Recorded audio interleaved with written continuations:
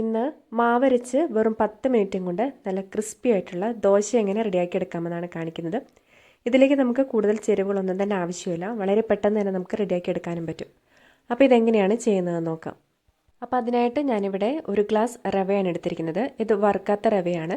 ഈ റവ നന്നായിട്ടൊന്ന് പൊടിച്ചെടുക്കണം. അപ്പോൾ ഇത് മിക്സിൻ്റെ ജാറിലേക്ക് ഇട്ട് കൊടുക്കാം. ഇനി ഇതിലേക്ക് ഗോതമ്പ് പൊടിയാണ് ചേർത്ത് കൊടുക്കുന്നത്. ഞാനിവിടെ 1 ഗ്ലാസ് റവയ്ക്ക് 1/4 ഗ്ലാസ് അളവ് ഗോതമ്പ് പൊടിയാണ് ചേർക്കുന്നത്. മെഷർമെൻറ്റ് കപ്പാണ് നമ്മൾ എടുക്കുന്നതെങ്കിൽ 1 കപ്പ് റവയ്ക്ക് 1/4 കപ്പ് അളവിന് ഗോതമ്പ് പൊടി ചേർത്ത് കൊടുക്കാം. ഈ ഗോതമ്പ് പൊടിയും റവയും കൂടെ നന്നായിട്ട് നമ്മളൊന്ന് പൊടിച്ചെടുക്കണം. ഇത് തരിതരി ഉണ്ടാകാതെ നല്ല നൈസായിട്ട് തന്നെ നമ്മൾ പൊടിച്ചെടുക്കണം.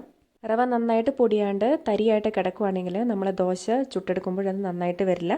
അതുകൊണ്ട് തരിയില്ലാതെ നല്ല നൈസായിട്ട് ഇത് പൊടിച്ചെടുക്കുക. ഇനി ഇതൊരു ബൗളിലേക്ക് ഇട്ട് കൊടുത്ത ശേഷം അതിലേക്ക് പാകത്തിന് ഉപ്പ് ചേർത്ത് കൊടുക്കാം. ഞാൻ 3/4 ടീസ്പൂൺ ഉപ്പ് പൊടിയാണ് ചേർക്കുന്നത്. ഉപ്പ് ചേർത്ത ശേഷം നന്നായിട്ട് നമുക്കിതൊന്ന് മിക്സ് ചെയ്തെടുക്കാം.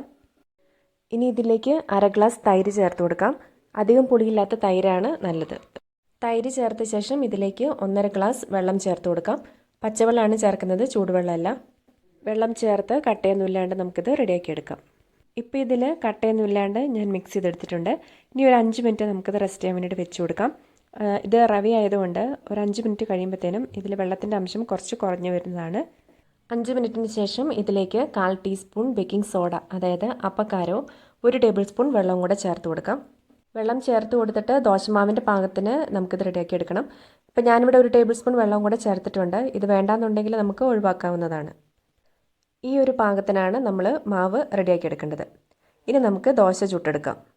പാൻ നന്നായിട്ട് ചൂടാക്കിയെടുത്ത ശേഷം അതിലേക്ക് കുറച്ച് വെള്ളം തളിച്ച് നമുക്കൊന്ന് തുടച്ചെടുക്കാം.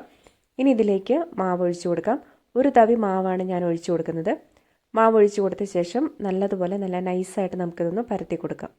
ദോശ മൂടി വയ്ക്കാതെ തുറന്ന് വെച്ച് തന്നെ നമുക്കിത് വേവിച്ചെടുക്കാം. മീഡിയം ഫ്ലെയിമിൽ വെച്ചിട്ടാണ് ഞാനിത് വേവിച്ചെടുക്കുന്നത്. തീ കൂട്ടി വെച്ചിട്ട് ഇത് വേവിച്ചെടുക്കരുത്. പിന്നെ നമ്മൾ മാവ് ഇതിലേക്ക് ഒഴിച്ചു കൊടുക്കുന്ന നേരത്ത് തീ ഒരു മീഡിയം ടു ലോ ഫ്ലെയിമിൽ വെച്ചിട്ട് വേണം മാവ് ഒഴിച്ചു കൊടുക്കാൻ. ഇപ്പോൾ ദോശയുടെ കളറൊക്കെ മാറി തുടങ്ങിയിട്ടുണ്ട്. ഇനി ഞാനിതിലേക്ക് 1 സ്പൂൺ നെയ്യ് ഒഴിച്ച് കൊടുക്കുവാണ്.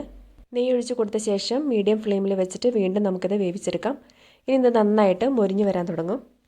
ഇപ്പോൾ ദോശ നല്ലതുപോലെ മൊരിഞ്ഞ് നല്ല ഗോൾഡൻ ബ്രൗൺ കളറിലായിട്ട് വന്നിട്ടുണ്ട്. ഇനി നമുക്കിത് പാനിൽ നിന്നും എടുത്തു മാറ്റാം.